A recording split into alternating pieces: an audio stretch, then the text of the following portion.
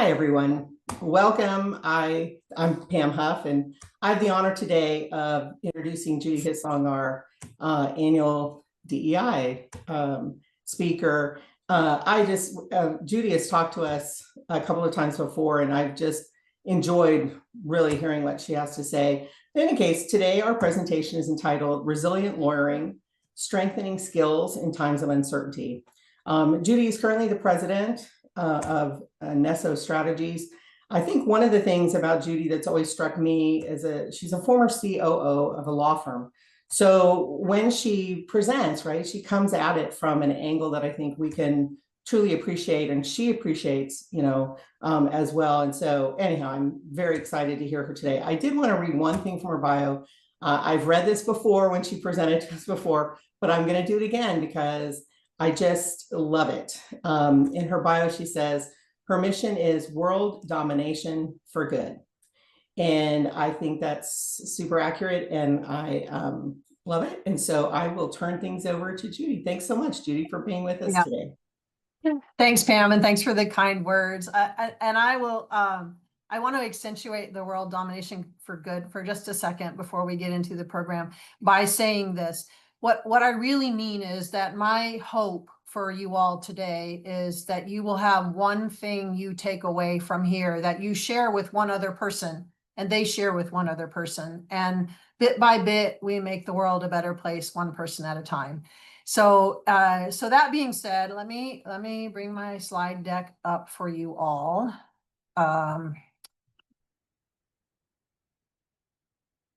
Here. And let's talk about resilient lawyering in times of uncertainty. And look, when I was putting together this content, one of the areas that I thought was super important to attend to was the whole notion of the times we're living in being unique. And here's why I think it's unique. Because we are at a fascinating intersection, to me, of technology advancing fast, living through at least a year, some of us 2 years, some of us still living through a very tough time called pandemic, and forcing us all into our individual safeties. And so now where we are in a more global schema is the relational skills that existed pre-iPhone, which goes back a long way, I know, are no longer present in our day-to-day world unless we're super intentional about it. And so with the advent of all of the various socials, I believe is the colloquialism, all of those socials that cause us to interact more through a screen than through interpersonal relations distance us from where we are and how we are.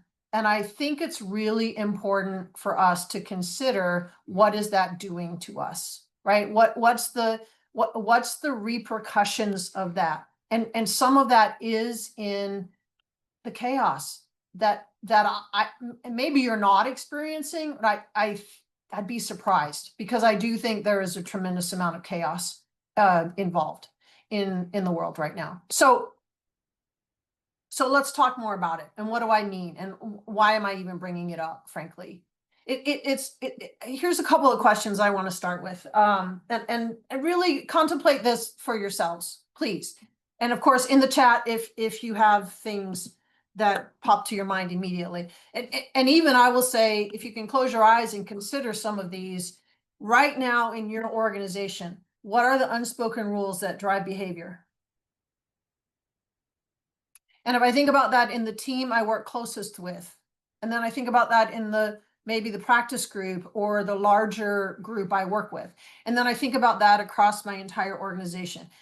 Those unspoken rules, they're typically, if you're wondering what the heck I'm talking about, one of the easy ways to identify that is to think about, what are the things I share with somebody when they're a new hire that otherwise they wouldn't know? Now, contemplate them, hold on to them. And I hear things like, oh, when Mike makes that request of you, what they're really wanting is this, even though they'll never say it, right? Those are unspoken rules that exist. Or I know it says you have 4 weeks off a year, but I'm telling you, if you try to take a week off in December when all the closings happen, you'll be in trouble, right? Those unspoken rules. Now, why do they matter? Is because we are operating inside of those expectations without ever knowing what they are. And in my experience, what happened in 2020 is we forgot to come back and reset expectations in what is now a hybrid work world, where before it was, at least for a little while, pretty isolating work world. And before that, it was 100% office work world, right? So that's the first question. Here's the second question for you. In your organization, in your group, in your team, across the org, whatever applies here, what happens when someone challenges the status quo? Now, I'm seeing this a lot recently because there's a whole lot of emphasis on artificial intelligence and what can we do with that? How can we be productive with that? And I am in the process of reading Brene Brown's most recent book, and Strong Ground, and was listening to her talk about the book somewhere recently, where she was talking about her experience in using AI for citing sources of research in her book. If you don't know Brene Brown, she's a Texan, believe she's in Austin. She's very much research-based emotional intelligence person. Which is why I read her stuff and follow along her. I like the research-based part of it. Here's what was interesting to me about her comment, is that she used AI to check sources or to provide citations for her work. And when she had her researchers check the AI sources, more than 60% of them were made up. So on one hand, we've got attention of people really pointing toward how can we best use AI. That is challenging the status quo. On the other hand, we have people saying, AI, what is it? Why would we use it? It's a big bust. So what happens in your organization when someone challenges the status quo? How do we talk in that conversation? How do we talk around that conversation? Okay. Third question for you. How do leaders communicate about risk and failure in your organization? How do you, as a leader, by the way, I think leader is a verb, not a noun, right? Leader is a behavior. So how do I talk about things that feel risky or things that feel like failure? Now, typically in the legal industry, we are not exactly very excited about risk or failure. And so I'm not speaking to failure on a case or failure to represent a client here. I'm talking about a risk of telling your assistant that maybe something wasn't, done well. Or a risk of telling a peer or a superior, that there was a mistake made. Or even so much so as to say, I dropped the ball on that. When we have bigger failures, software implementations don't go well, or AWS was out, I believe yesterday for a better part of the day, which may have really limited your communications. I don't, if you're attached to Amazon that way. All of those things, how do we talk about it? So I had a client last year, they had a security difficulty.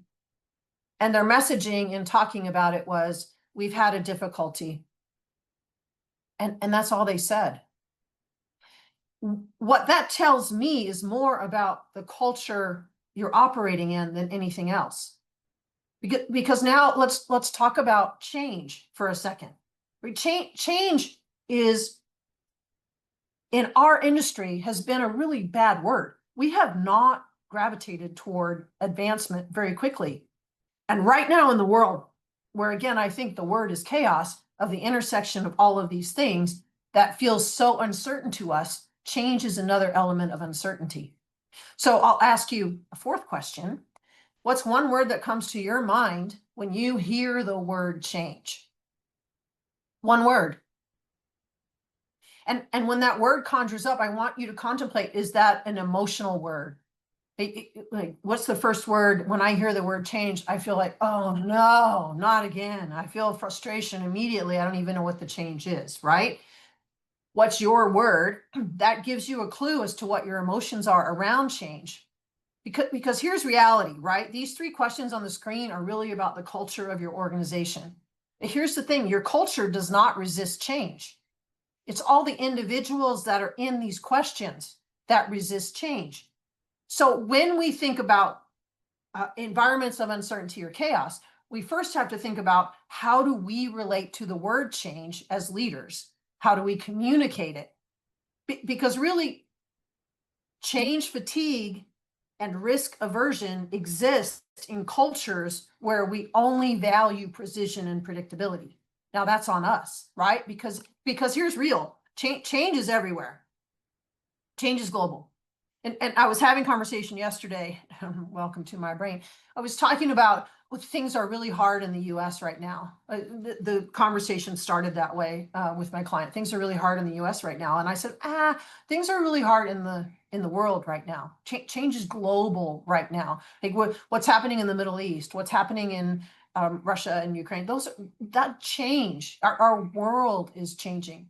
So if you're feeling some kind of way, I won't name it for you, right? You're feeling some kind of way, it's because change is the biggest it's ever been for us.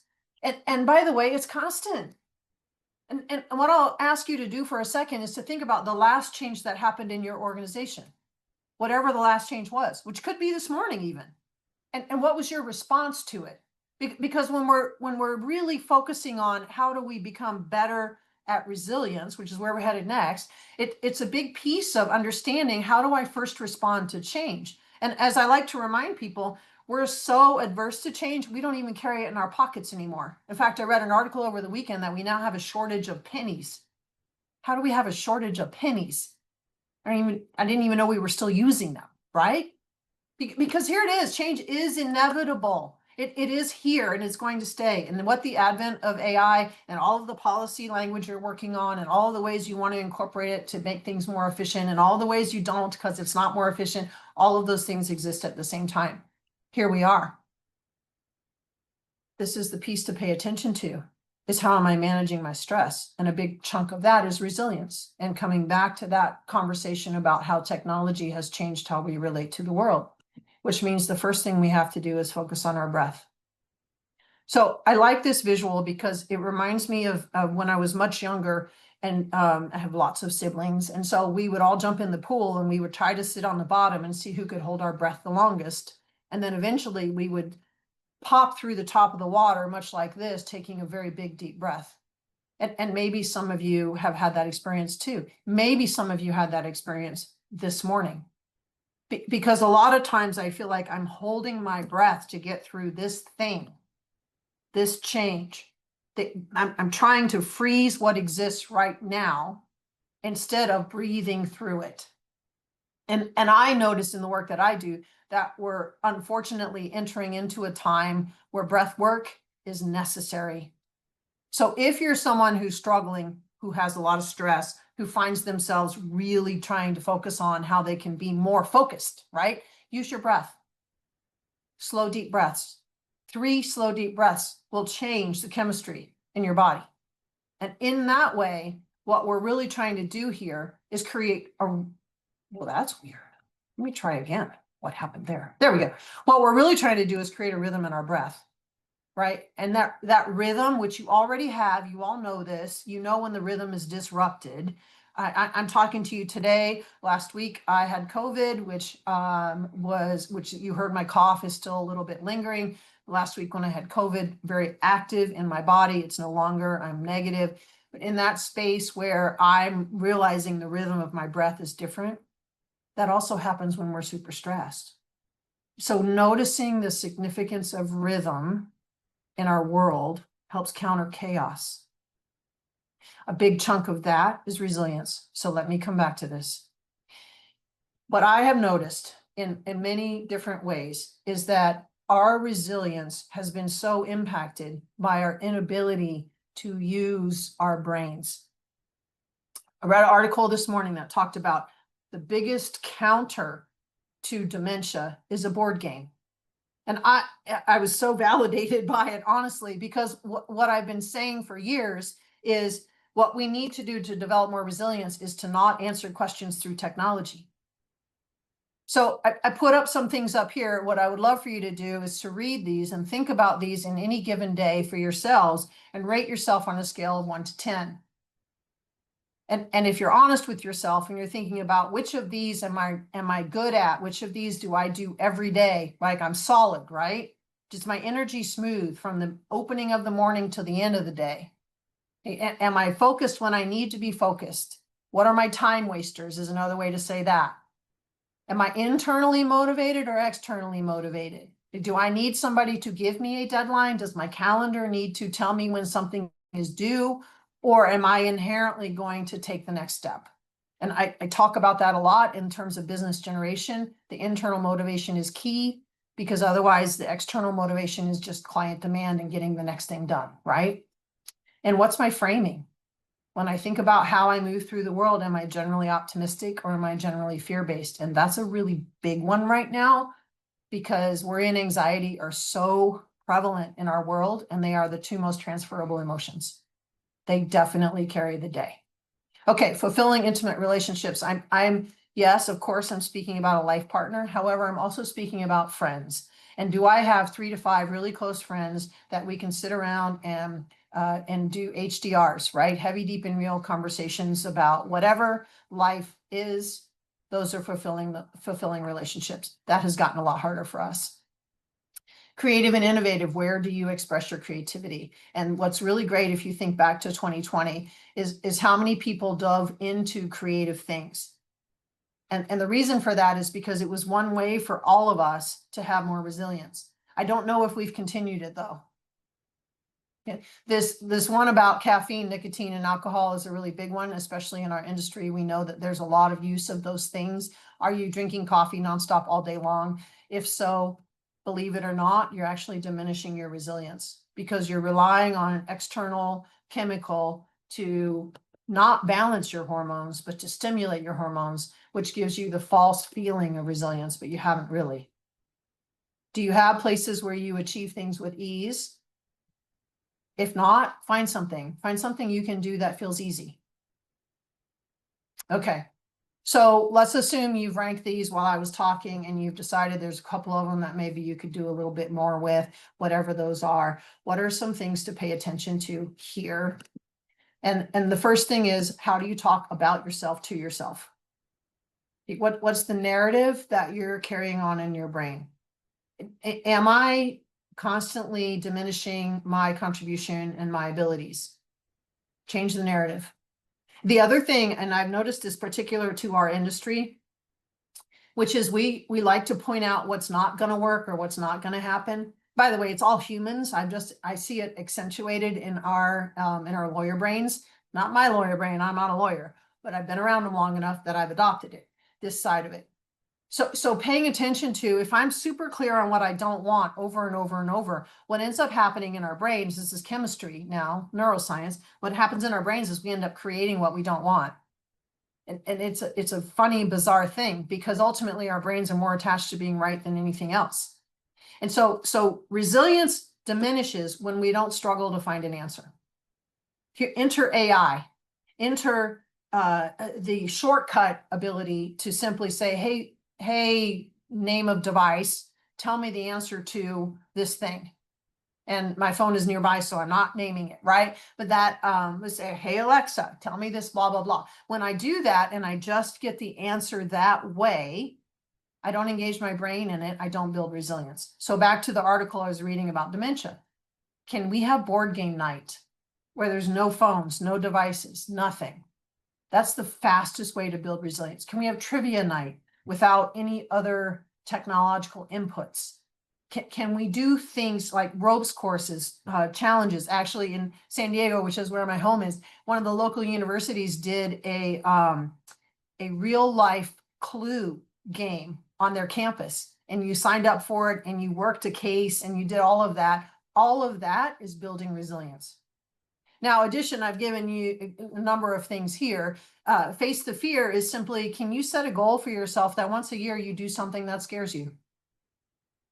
Perfect example of this is I have a friend who her 2025 challenge, the thing that scared her was to wear pink shoes. Now, that is very different than bungee jumping or parachuting or any of that. You decide. What you do when you face something that's that uncomfortable is you build more resilience. That is especially important when there is so much uncertainty and chaos. Self-compassion goes a little bit with change the narrative. How am I giving myself grace? And being mindful that sometimes I'm giving myself grace instead of other people, and it's appropriate to give it to other people. Let me say more about that for just a second. When you make a mistake and I just fix it, that's giving myself grace. When you make a mistake and I come back and say to you, hey, Pam, I noticed that this is the wrong caption on this case, and I wanted you to know I fixed it, sent it off, we got it out of here on time. I wanted you to know it was wrong. So next time you can pay attention to that. That's extending grace to someone else. Now, what happens there is you get the resilience of having had a reasonably hard conversation, and also the self-compassion of saying, I've made mistakes too. And when I speak about your mistake, I'm also reminding myself of my mistake. Forgiveness, gratitude, mindfulness, gratitude. If you can have 5 things you're grateful for in the morning and 5 things you're grateful for at the end of the day, you will have more resilience. Okay, don't have 5, have 3. Cool. I woke up this morning, I knew I was going to be with you all today. My first thought was, what's my intention for this day? What's my intention for this day? And I go back to world domination for good, which is how it came to exist. My intention for today is that everybody has one thing that makes their life better and they pass it on. Now, I want to tie a couple of things together here because this is all individual resilience. And for a second, I want to elevate that to how do we teach resilience through leadership, through the influence we have of others. And the first thing is a diminishing component of resilience is blame. And so when I make accusation or when I decide so-and-so did such and such, which right now in our country, we're watching a really fantastic example of that between our 2 leading political parties who are very busy blaming. And those of you that are watching it closely, I am not watching it closely because I don't need more modeling of blame, right? And when I think about it that way, it doesn't matter where I am. I'm a leader. I want to be sure that I'm owning what's mine to own. That builds more resilience in me and it shows people how to do that. I also want to be very mindful of how many initiatives I'm running at a time. So those of us that are in titled leadership positions have to really think about how many initiatives can we achieve in a year and time map that based on resource. And by resource, I mean human capital. If I don't do that, then people feel like they're in a much more chaotic environment trying to achieve a lot of different things. There's no room to build resilience. The last thing here that I want to say is to be sure that you've got environments of learning. And hopefully that's what you feel you're doing right now with me. I need environments of learning where I can activate my brain, not my technology. And so even if you sit around and discuss a nuanced case law or something that's challenging inside your business without the addition of technology, right? So that means phones down, phones put away, no disruption. Because believe it or not, if we're in a room together, and even right now, if you're listening to me and doing your email, you're not really listening to me, or you're not really doing email. So setting all of that aside, those are incredibly taxing on our brains. They are linking all of that, what we call multitasking, which is trying to do 2 things at the same time, to brain dysfunction as we age. I promise you what you're doing today, you want to be setting yourself up for long-term mental health, for long-term brain health. So be mindful that your competing priorities is about doing one thing at a time and what's next. And let this time here today with me be your learning time that you deserve. Where I want to take you is this intersection of resilience and psychological safety.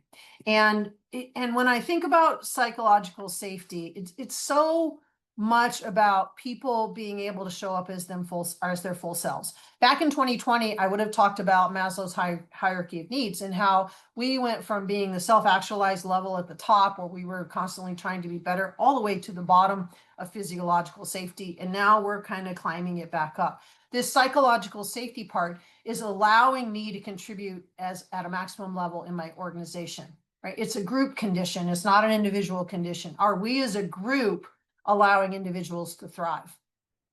Question for you to think about. Just think about a time you felt comfortable speaking up in a group.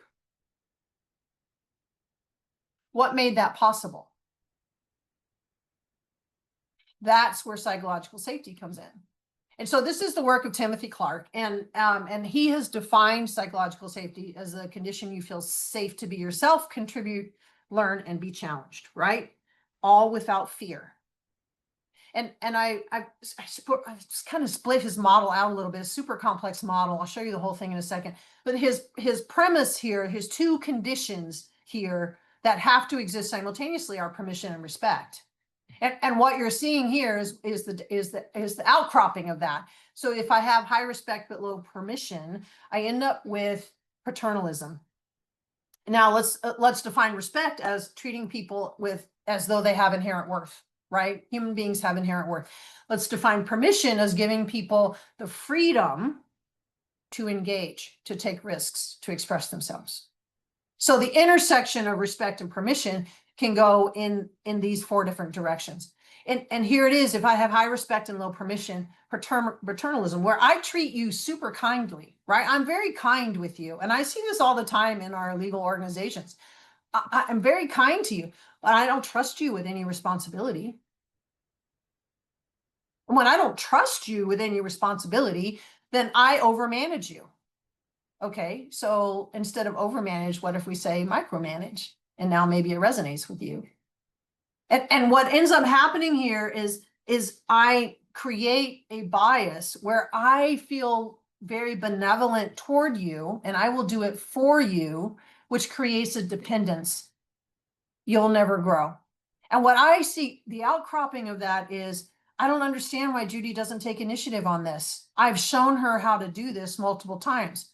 Well, in reality, you've done it for me multiple times because you just told me what to do, and I never engaged my brain. I had no resilience to think about it on my own, right? That's the world impact. And here I am in conversation with you, and the shortcut for you is simply to tell me what to do. That's paternalism. And I go and do it, and then you get frustrated that I'm not thinking beyond what I've told you to do, right? So what you've told me to do, excuse me, let me correct that. So check yourselves on that one. What role are you playing there? Now when I have low respect and high permission,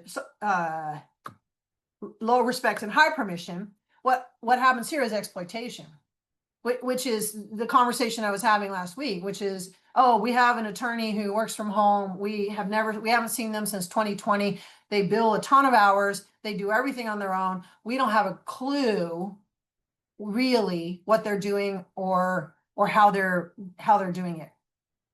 So we're pushing super hard on performance, right? We value that performance. We have no idea about well-being. We have no idea. There's a ton of freedom, but there's freedom without respect. And what that really means is it's going to lead to the feeling of abandonment, like I'm just over here punching a clock completely on my own, and ultimately burnout.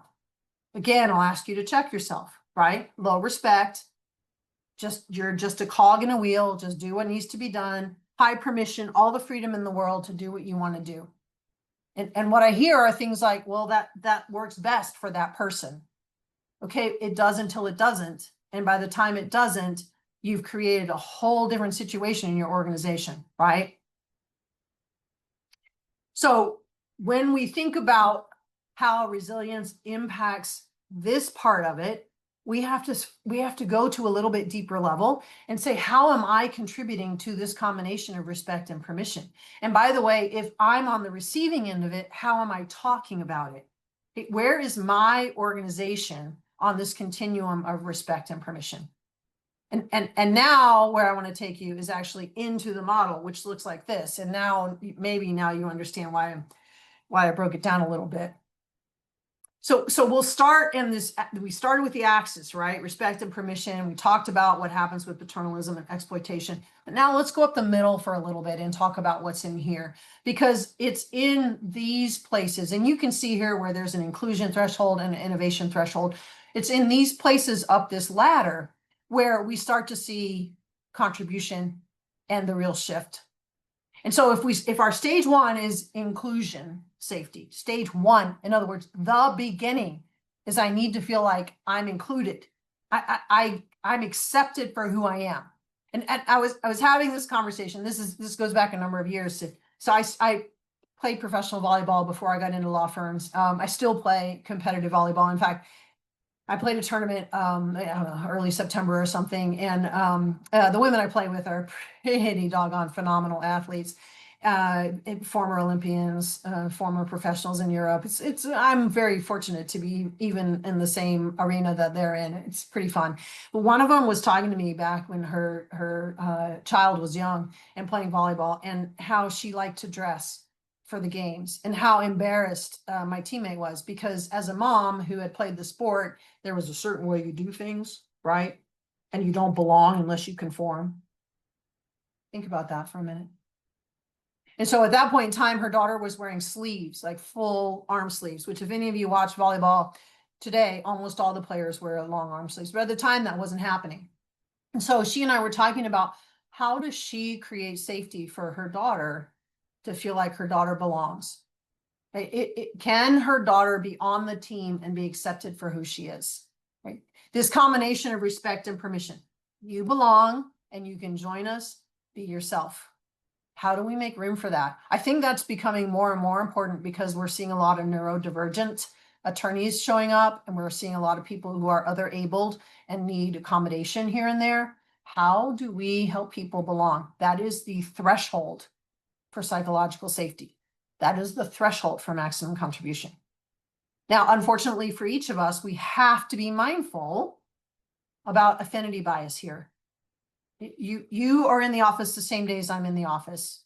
You are like me, we went to the same law school. You are like me because you look like me. Affinity bias, right? Which can lead to exclusion. And it understand that level of bias is all micro messaging of ins and outs, right? Where you're in because you like the same kind of food I do. You're out because you don't. Like people, I'm someone who prefers not to eat gluten. People say to me all the time, like, oh, well, we can't go there because Judy doesn't eat gluten. Well, okay, way to make me feel like I'm on the outside, right? Inclusion, safety, being aware of our affinity biases. Now, from a resilience perspective, understand that when I feel like I belong, that gives me a lot more chemical to manage stress. And so the emotional stability that comes with good stress management, some of the breathing stuff we talked about earlier, it's really important that I think about it when I'm building inclusion safety. Easiest way to do this, and Pam did it before we started today, right? We're in the practice room, the green room, before we got going, and Pam says, say your last name so that I pronounce it correctly. Now, how many of you use names? How many of you greet everybody when you're in a meeting? Right? How many of you rotate roles in a meeting? And I think this is really important, because we're in whatever meeting environment we're in. Do you always lead the meeting? Can someone else lead a meeting? Can someone else be in charge of the agenda? When we start rotating that responsibility, and you'll have to think this through and get creative. There's your creative side, right? There's resilience. Oh no, that can't happen because I'm the practice group chair, or that can't happen because I'm the one who knows all the things. All of that stuff puts somebody on the outside, maybe more than one somebody's.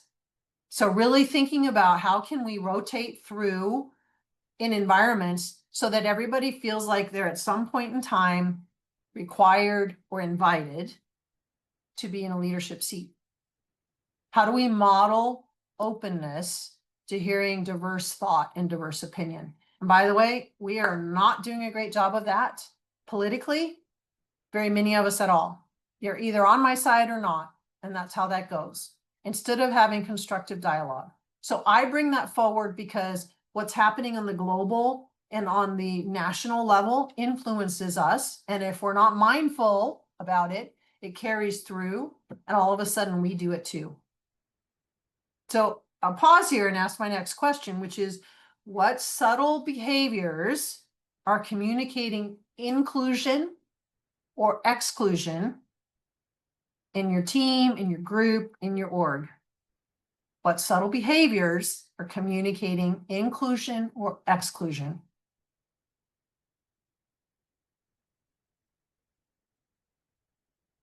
Then, of course, your opportunity is to say, how do we do that better? How can we do that differently? What will I do differently? And there's an important point here, which is the we conversation and the I conversation. And being mindful that when I say we have to do something differently, I am for sure not doing anything differently in your organization because I don't work there. I use the we to create a collective. And by the way, what that does for everybody is to give you permission to not do anything. So when I shift the language and I say, what will you do differently? Now I've created ownership on your part to improve whatever I'm talking to you about. Now that's universal. It fits through all of this around psychological safety. And also I will ask you to notice how many times you're having a we conversation that really should be a you or an I conversation. And maybe think about shifting that language so it's more appropriate.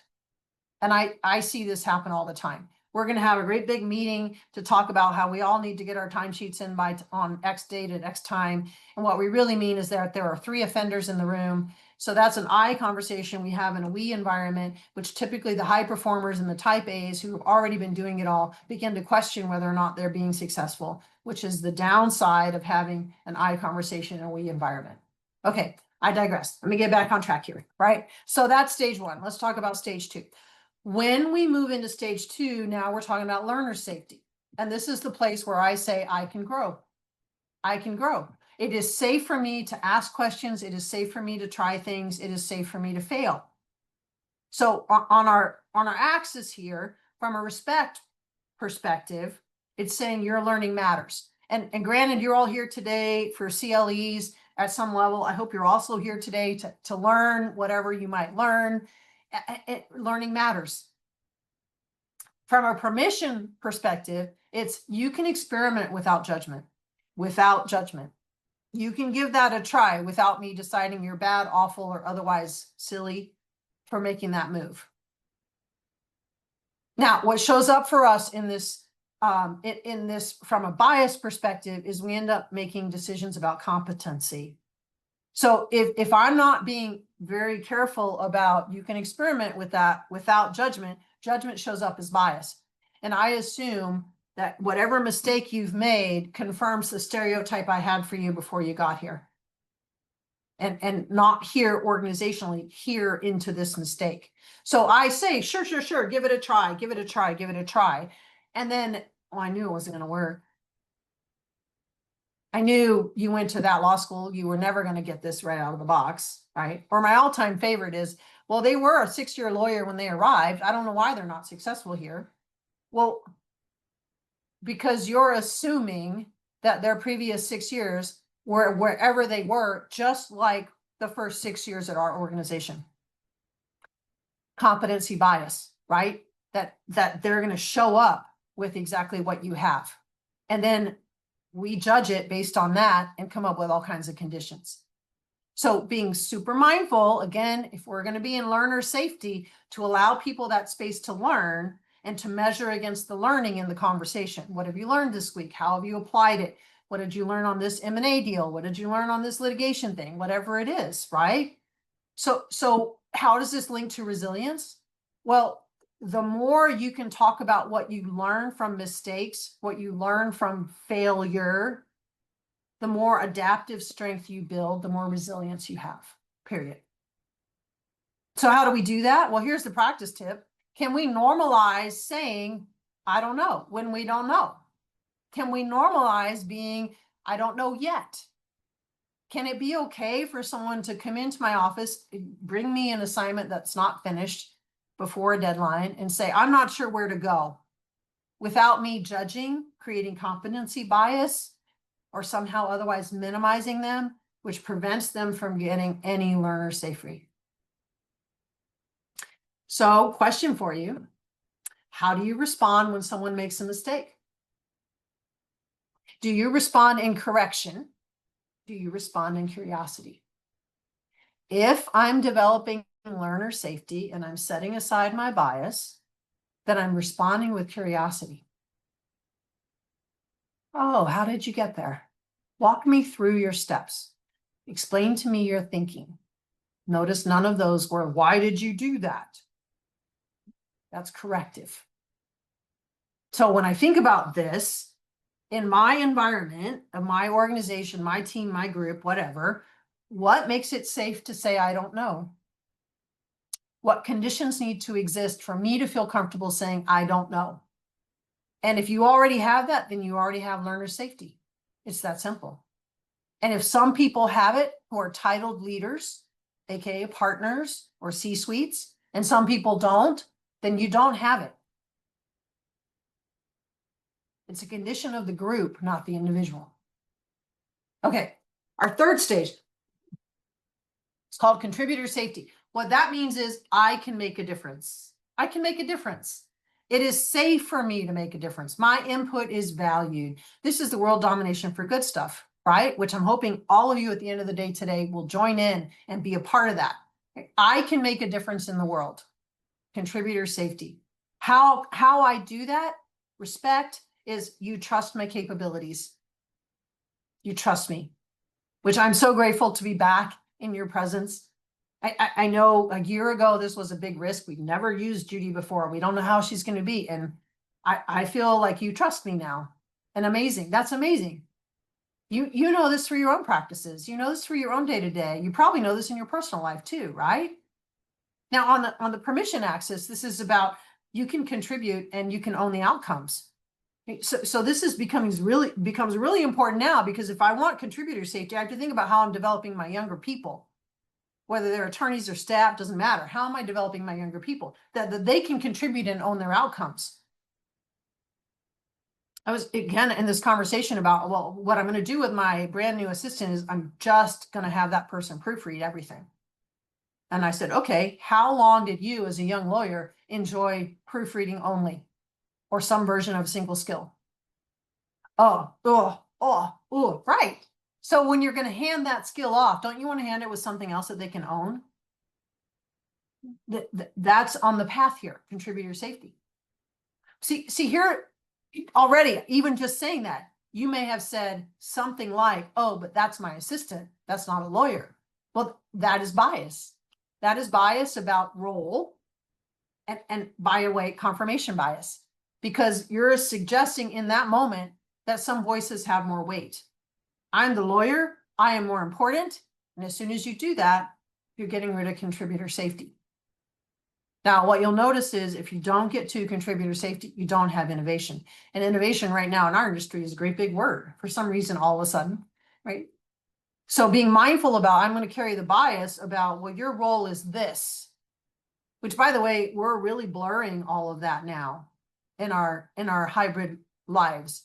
We don't need a legal assistant to do the things a legal assistant did 20, 30 years ago, maybe even 10 years ago. Technology has really helped that. So we have to think about, am I still operating from this bias? The confirmation bias of saying, you know, if you don't have this title, you probably don't belong at the table. And then everybody agrees to that. And then we have committees. It's fabulous to me. We have a technology committee made up of all partners. And by the way, the partners are not usually the ones using the technology the most. So how do we have a technology committee that includes paralegals, that includes legal assistants, that includes accounting, that includes docketing? How do we be sure that we get all those voices in there? Otherwise, we're just an echo chamber of confirmation bias about what we're doing with technology, with nobody in the room who actually uses it on the regular day in, day out, like our staff does. So this is where, if I'm really going to practice this and I want to get better at contributor safety, I have to think about How can I rotate decision-making and idea ownership? How can I include mixed mediums, right? Bring your tech committee into a fun committee to talk about how can we do something that uses technology for the enjoyment of the firm? How can that be a decision made that doesn't require the executive team or doesn't require a practice group leader? How can we rotate some of that stuff? So ideas are able to be contributed from anywhere and honored. And then we celebrate the contributions. You know, this was a fantastic idea that our file clerk suggested, you know, that John suggested. Where's John? John, come up here. You did a fantastic job in suggesting this, and it has worked out to be a big win. We will not get to contributor safety until all voices are heard. And by all voices, I mean regardless of titled authority, right? So the question coming out of this for you is, whose voice goes unheard the most in our organization? How can we bring that voice forward? Oh, it's a two-parter. Uh-oh. Let me say it again. Whose voice goes unheard most often? And it might be in your team. Might be in your group. You pick whose voice goes unheard. And maybe they speak, but they don't get listened to. And then how can we invite them in? Because that's what we're going to do to create contributor safety. Okay. Last stage here is challenger safety. And as you can see, there's an innovation threshold here, right? Challenger safety is that I can question and improve things. How do we handle people who question how we do things? In environments where you have had a lot of longevity in your organization, we tend to think, well, it's always worked this way. It will always work this way.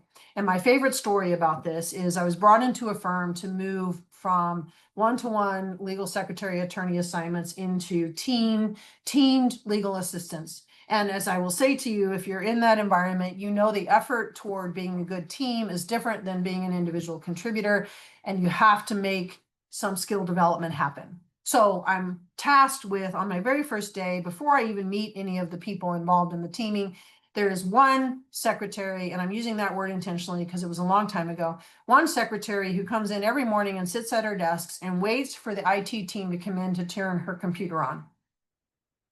And I say, excuse me, this is mid 2000s, like not quite 2010, but in that range. And she waits. And what have you done about that? Well, nothing. We were hoping you could help her change that. Okay, so I'm expecting challenger safety, right? I'm questioning to improve. I'm questioning to improve. So I go to the woman's desk and I say, hey, how's it going this morning? We haven't met yet. My name, your name, blah, blah, blah. Hey, what's going on? Like, your computer screen's dark. Well, I'm waiting for so-and-so to come in and turn my computer on. I'm like, oh, that seems like that would be a lot of work. Why don't you turn it on yourself? Well, I'm afraid I'll get it wrong. Oh, this tells me a lot about the culture that's operating in the firm, right? That there's not a place to fail learner safety, right? Which then drops me down to inclusion safety. This is a really important piece of what I'm about to be doing with them, because change is hard. And if I don't have challenger safety to get innovation, it's going to be really hard to effectuate big people change. So the definition here, safe to question, safe to innovate. There's not a need for fear. We don't worry about the risk part of that. How does respect look like? Your voice has worth. By the way, to finish that story, I had her press the button to turn on her computer. I told her I would take all of the responsibility if it didn't go well. From that day forward, she turned on her own computer. And I say that because that is how simple some of this stuff can be. And yet we spend a really long time unwilling to challenge because we have fear. So respect, your voice has worth. Permission, you can challenge the norm. You can challenge that. You can press that button. Let's see what happens. What we have to be careful about, or what I would ask you to be careful about in this space, is the power bias, because hierarchy will silence dissent. And it's really to be conscious of who in this room carries the most weight. Let them not be the first to speak. If we bring fear into it in any level or way, which at some point in time, somebody said to that woman, if you turn it on and it blows up, we won't be able to fix it. To which she hears, oh my gosh, I won't be able to get my work done for my partner if my computer blows up. I'm not touching it, right? Which is not what IT said, but it is what she heard. So this power bias piece, when I'm operating from a position of power, power over, not power with, then being mindful about that, it's going to silence people. It's going to keep them in their fear. It's not going to create safety. You're not going to get innovation. There's going to be no consideration of how we can do this better. And by the way, people like me over here on the evil consulting side, you hire us to come in and say the hard things because you're not willing to challenge this yourselves, right? Your hierarchy creates silence. You know things could be improved. You can't figure out how to do it. I could go on and on. The other piece here to keep in mind is that when I challenge assumptions, it develops resilience. And it develops resilience in everybody in the room who can go with the challenge. So that's where your leadership from a resilience perspective steps in. So how do we do that? Well, you have to thank the people who have opposing views, even if they're ridiculous.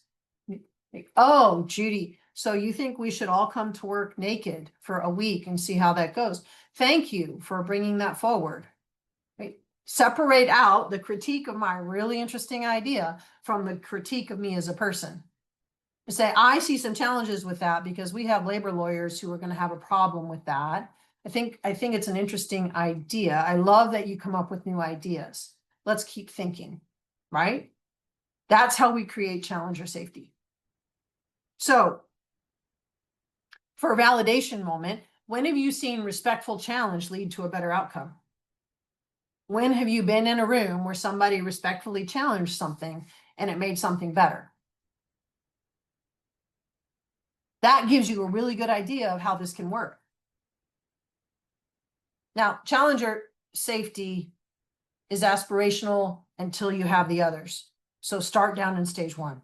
And I think I tried to summarize this in a way that would, when you get the slide deck, if you already have it, it's really about saying, let me just see about what I can do here. That's the action column. That's where most of us operate from, right? So how can I activate more here? Now, these are very short, easy words, all of that. It's more of a reference guide for you, right? Now, what I will ask you to say, if you look at this, if you could strengthen one dimension, respect or permission, those are two dimensions, right? If you could strengthen one of those, what would it be? And then pay attention, if you do that, if you make that commitment, to how your team's resilience shifts. And that's how we, in our practice of law, we become more resilient as lawyers when all of that happens. Now, every stage builds resilience. You have that. You know that part, right? You see the resilience builder there. When we continually focus on the respect and permission part. So this intersection, some questions for you. Again, not to be asking all of them at the same time, but much more about when I'm in the situation, what can I do that will do both build more safety wherever I am on the continuum and enhance resilience in the room? And again, you will see none of these questions start with why, because why is a defensive mechanism. It creates immediate defensiveness in the person who gets asked, which is not necessarily going to give you the answer that's going to solve anything. So when we're in a situation, what's the opportunity, right? When we're here solving this, what are we solving for?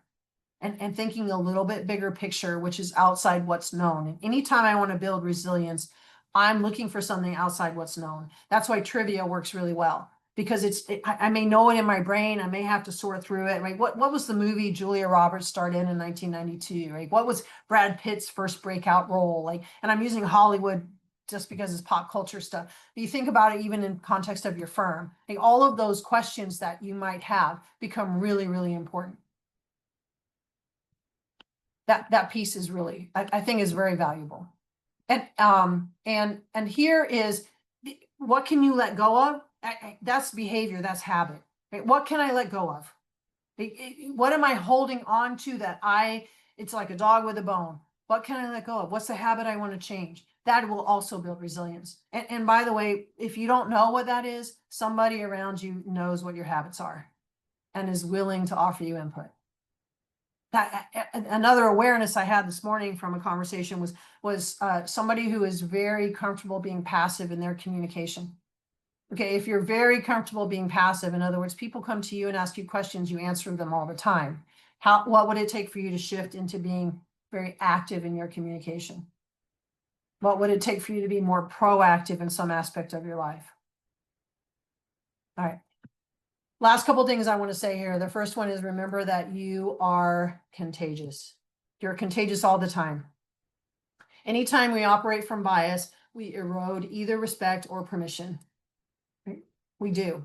And in our relationship with change, which is where we started, reveals a bias automatically, either toward it or away from it. And when we restore, when we really focus on the respect, permission continuum, while we're noticing and being aware of our bias when it shows up, we have more resilience. So if you took away nothing else from today, what I would say to you is find places where you can challenge yourself to build more resilience. That in and of itself will not only make you a longer sustaining career path as a lawyer, but also more able to handle the chaos, the uncertainty, the speed of change, the things happening in the world.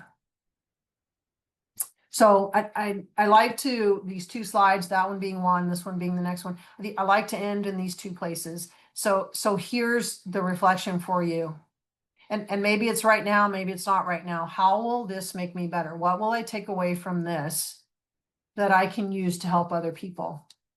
And when I think about whatever situation I'm in right now, what's one action I could take to improve it? What's one thing I've noticed about my respect permission continuum that I could do differently that would improve my situation? And on that note, I will say thank you for being here. Thank you so much. I did see the comment in the chat.